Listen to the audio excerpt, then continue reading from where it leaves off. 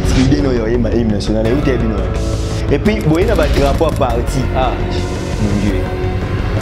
Est-ce que vous voyez baraté ba insigne ba l'union sur ba parti politique et koko taraté na ba parti les alliés national bon raisonnant non ni Nambuko que tout Congolais est de l'UDPS. Pourquoi vous avez la pensée unique? Les juges qui sont censés être impartiels. Ce que vous avez c'est là. En tout cas, FCC. Le premier ministre a été poigné. Parce que le premier ministre a le chef exécutif. Mais vous oubliez que même le chef de l'État, le président de la République aussi fait partie de l'exécutif. Et bien voilà, vous payez Makasi, Siko Namibeko. Parce que vous avez séché, il a pris acte de la prestation de serment des juges. Et voilà, maintenant vous vous plaignez. Et puis non, cher monsieur du FCC, chers amis, soyons sérieux. De quelle communauté internationale dont vous faites allusion? De celles que vous avez traitées d'être dans l'ingérence aux affaires nationales? Non. N'est-ce pas vous qui disiez que la communauté internationale n'aime pas la République démocratique du Congo? Elle est là pour ses intérêts. C'est aujourd'hui que vous demandez à la communauté internationale d'intervenir. Non. Même si nous disons que les ridicules ne tuent pas. Non, l'homme congolais. Hein? Remontons les débats. Communauté. Et puis, vous parlez au nom du peuple. Vous êtes 334 élus députés au FCC. Les 334 là, c'est que le peuple aime les FCC. Mais pourquoi vous devrez représenter le peuple? Vous n'êtes pas venu, mais le peuple là, qui vous a élu, est venu. Ne voyez-vous pas qu'il y a quelque chose qui ne colle pas? Ou soit, votre rabino, soit votre rabinoté. Et tant que c'est la population de vigilant, ah mon Dieu, on a vraiment devoir de mémoire. Mais c'est FCC. C'est la population la nomination des commissaires spéciaux en 2014 ou 2015. J'ai perdu le fil d'idée, mais j'étais là, à la cour constitutionnelle, accompagnant politicien, on a eu ça le reportage, politicien à Kenda, pour Aluka Yeba et Bandini, parce que la constitution nous parle des gouverneurs des provinces. Et vous commissaires spéciaux, quelle violation de la constitution! Et le FCC, à l'époque, la majorité présidentielle s'était tue. Bomi Nabino, Vandi Nabino. Et non, l'élément est belé au peuple à l'ELA. 2016, Joseph Kabila a organisé l'élection. La mère Mende qui dira le 19 décembre, il y aura un matin, il y aura un midi et un soir.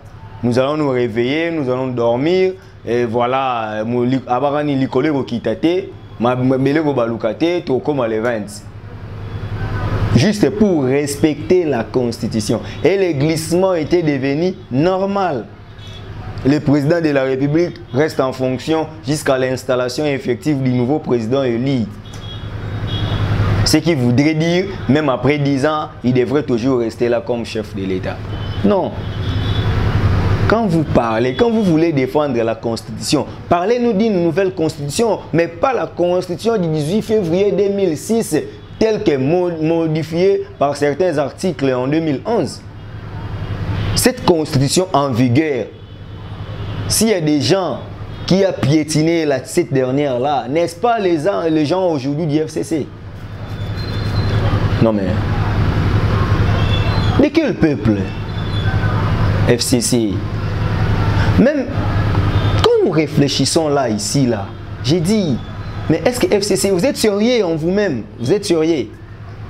J'ai vu une affiche que je ne sais pas confirmer si cette affiche est authentique, mais cette affiche annonce la tenue de 3 journées villes mortes. Non, mais cher monsieur, c'est rigolant en fait. batuni ma ba vanda na ndako 3 jours. Bino moko stratégie na bino ezaki ovandi sa batu nzala po yeki bato ko nzala te soki ba bimi jour moko ba ko kate. C'est ka peuple ya misère botiki o ne ba ovandi bino na ndako 3 jours ba bima te.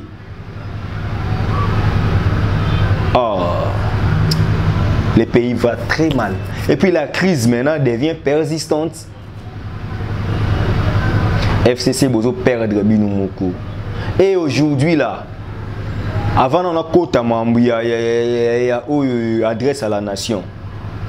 Premier ministre Ilukamba, moi je l'avais dit na émission bayamba kinga na ba chaîne na bandeko mususu que avenir politique na yé surtout na primature ezali déjà na souka. Parce que FCC est obligé à ça la cérémonie on a été.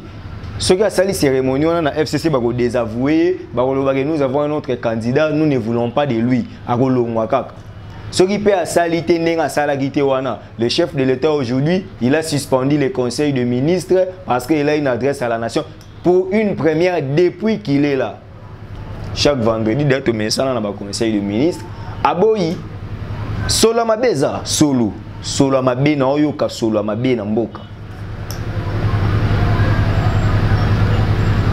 Pourquoi tu as une mémoire? Je suis en 2019, en janvier, je suis en émission. Que tu as na Kamoko et aux alamoi passé. Na senga binora ba 3 ans yango 3 ans où tu quitté. Je savais que tu étais comme à place. Vous m'avez traité de tous les mots. Alikaka Félix te, Alingaka Kabila te, Mutala Muka, Alingala Muka. Mais quand maintenant là j'ai réfléchi. J'ai dit que FCC Mpesi Félix passe. Naomi Sou Mouta Tshisekedi. Je ne rêve même pas d'être là comme Tshisekediste ou quoi que ce soit. Moi j'ai ma vision politique, mais au moins quand nous réfléchissons comme des Congolais, comme des patriotes, non. Bino pe bande kwa IDPS. Bon raisonnant non ni namboko. Que tout Congolais est de l'UDPS. Pourquoi vous avez la pensée unique? Bah, juges qui sont censés être impartiels. Ce que vous avez là. C'est oui, bigé. Bolongo li cour constitutionnel na maboka Kabila, bokom so na maboka Félix. Po bino pe bo ça pe baninga ba kana. Iboke na élection faut le gagner. Cour constitutionnel on a publié Félix. Donc c'est ni tant que publier cour constitutionnel a confirmé arrêt irrévocable botika. C'est ce que vous faites, c'est ce qui vous fait plaisir.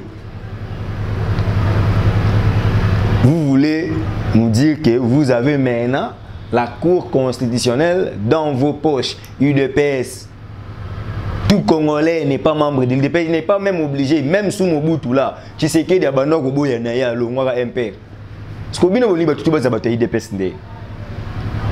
vous venez dans une activité officielle, solennelle, et vous entonnez votre hymne du parti. IDPS. Ah, cher monsieur. Pourquoi Bolingi Congolais basa contre IDPS? Tout Congolais a adhéré à IDPS. Non, mais ça c'est une dictature aussi très grave que même celle de Jules César.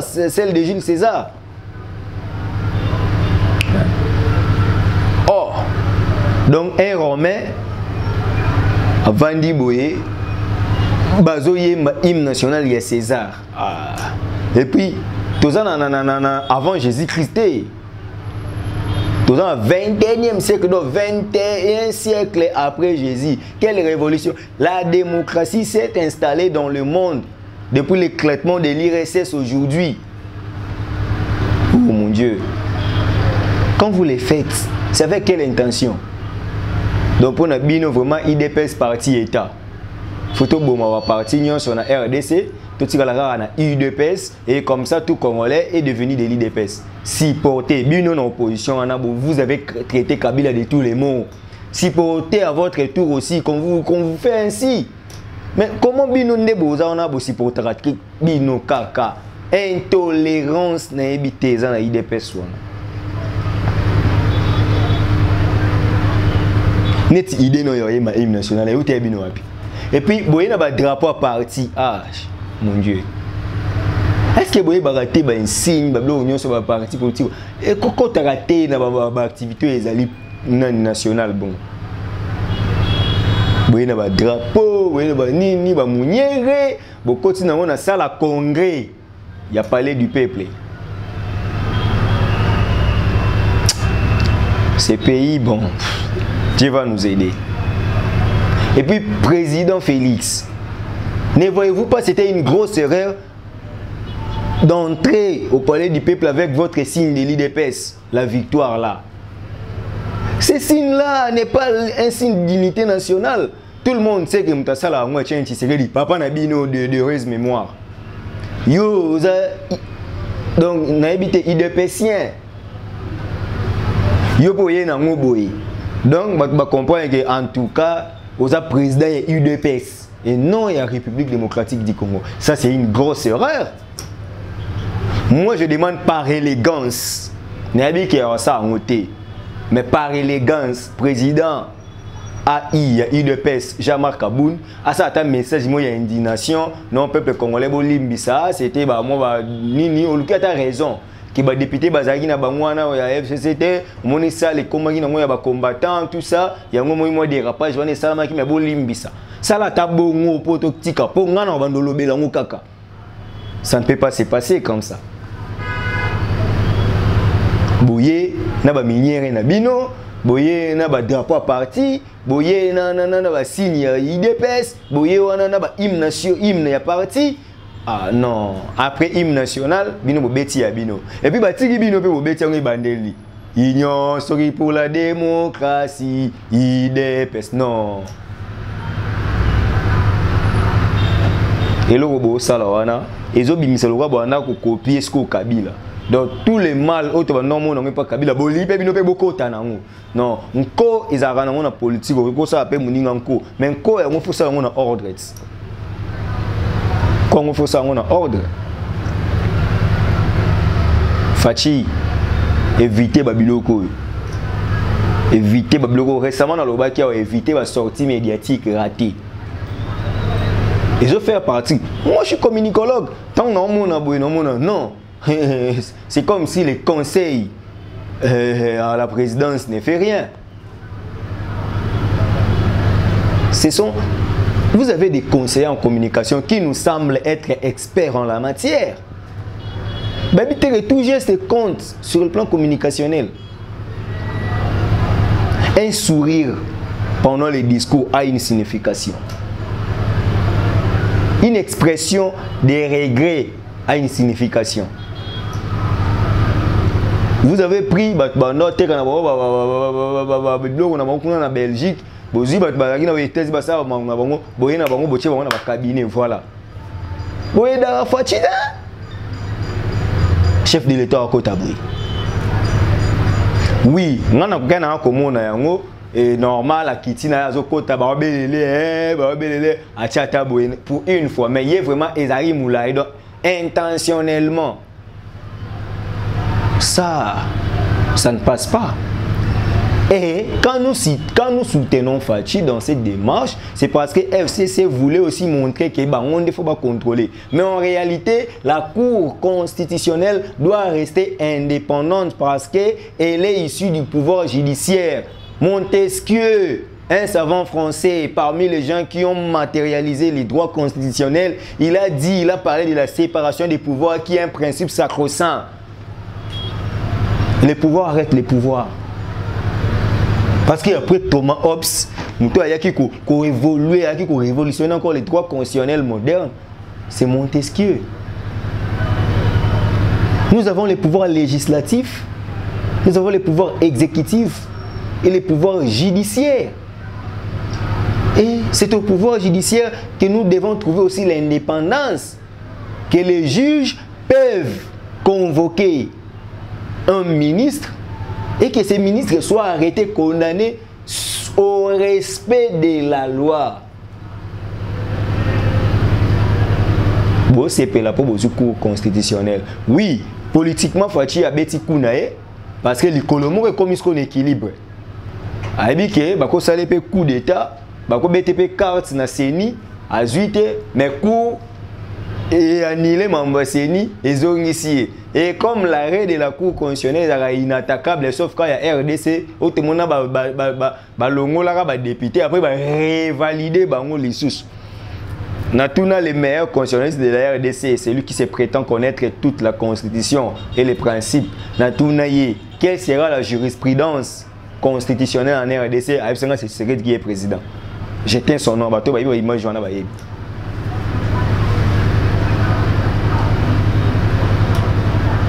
Soyons sérieux. Les gens nous voient, les gens comprennent ce qui se passe en RDC, mais et si quand on a condamné Souka FCC, Botika le premier ministre a été poigné. Parce que le roi Bolo est premier ministre, est chef exécutif, mais vous oubliez que même le chef de l'État, le président de la République, il fait partie de l'exécutif. Il fait partie de l'exécutif. La crise commence à avoir une explication que le Parlement n'accepte pas les propositions du gouvernement. Et où Mélite a nommé Baba Kyung, ministre à portefeuille à Boyi, gouvernement. Mamba Rosa Malonda, bo entériné, boye nango boye, facha bloqué. Comme il n'y a pas de problème, belé wana, ba nommé boye. Depuis le 16, le 17 juillet, il y a no magaba, ba juge wana, tilelo. Binomo bozo PC passe wana. Et puis facha ça la carte, non, ayebi que bon. Déjà boé, nous allons saisir la Cour constitutionnelle. Nous allons saisir les chefs à violer la loi. Ce que a commis peu, a dit que moi 3 batunanga, na vieux vouloir été paiement ko bazawana, a dit bon. Déjà awa assurance.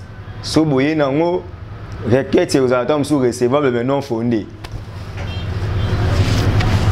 Pour Baolingate, Babengaye, président de la République en fonction, Bakenaye Kuna, Bakangie. Alors ça va calculer petit. Maintenant, dans Mambo, on s'intéresse peuple. Je chute par là. Pour gagner le cours constitutionnel, Kabila peut côté Babi, Vandeli Seni, Rossard ou rien. Il y a un autre est-ce que Kabila n'est pas d'accord avec Félix? Parce que Kabila peut avoir la loi venir. Bon, Ngouloumi devant, oui. Mais il sait vous voir. À mon avis, moi, déséquilibre, Bachibangukalala, Babazilo Longo, Babatilou Kwebo, à ce moment derrière eux. Donc, ceux qui vraiment ont perdu le pédale, bateau va kende. Ceux qui ont intérêt, ceux qui ont Félix a masse à récupérer, mais ils ont livré. Il est capable de vous céder. Et aujourd'hui là, maintenant le président de la République va parler dans quelques heures. Il s'adresse à la nation.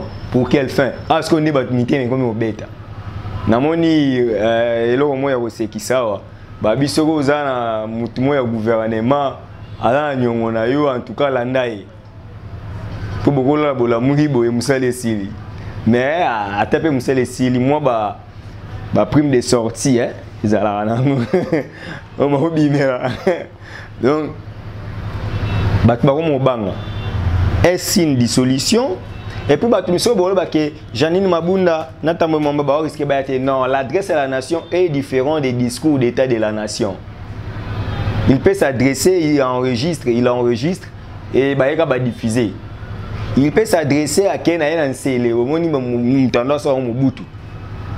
Mobutu a Kende Naïwa Nansele, pas meeting, il y a un père.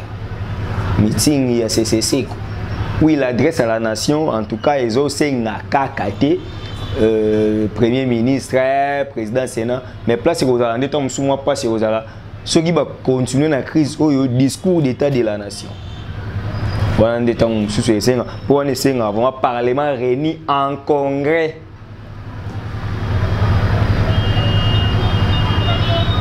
Pour petit Fachi force, ceux qui le bien dissoudre.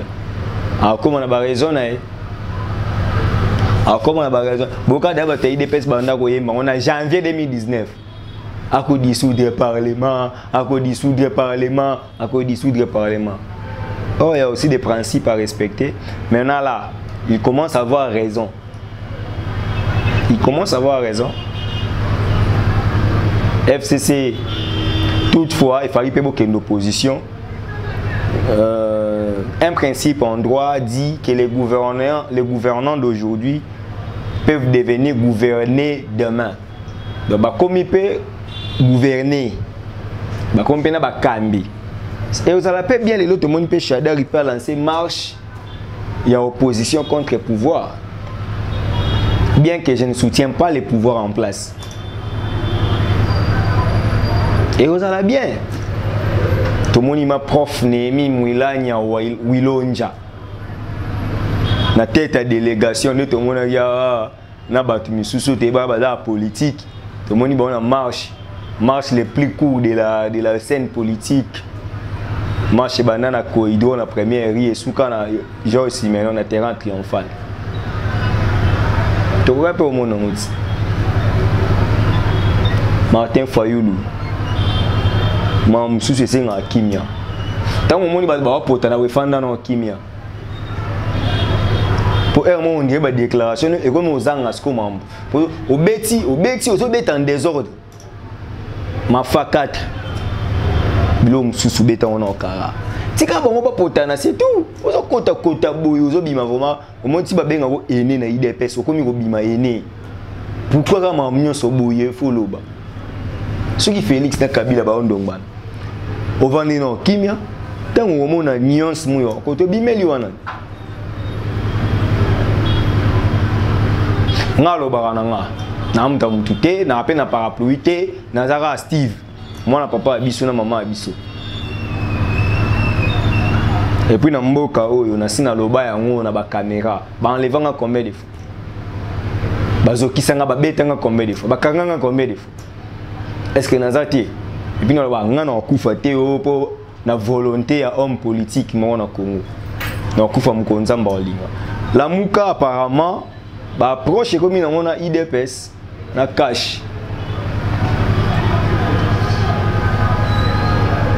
Tomoni Jean-Pierre Bemba favorable na Mamango, Tomoni Moïse Katumbi favorable et awa déjà comme il faut nommer informateur on il faut identifier majorité déjà faut boyer que moi ndambo IDPS moi ndambo INC moi baati AFDC et allié bozui moi ndambo lisusu soki pe la muka ba la partant la muka parlementaire. Est-ce que Jean-Pierre Bemba na kanda ya juge wana ibulu wana oyo balobaka ke subordination de témoin égale corruption balongola ye na course Moïse Katumbi ne baboyaka kota postuler muzito pe bango misatu nde bazali favorable na mambana donc si ba na kanda ke cour ngona ne longwana batana balongwa nanu po bango nde baboya biso to postuler, n'est-ce pas? Réfléchissez que cette session elle est budgétaire. On a posté le budget en exercice 2021. 2020, beaucoup c'est le corona. 2021, tu as un budget nini. Tu as un tâtonnement de 6 milliards. Réfléchissez que la session ici, et cette session peut être un dossier à CENI, bureau à CENI à l'installer. Sinon, j'ai peur que en 2023, le président de la République reste en fonction pour permettre sous le bon se préparer, bon le cas d'intérêt 2023 dans a gagné dans le cas alors qu'aujourd'hui courant na Congo et comment il y a 1 heure que dans 4 heures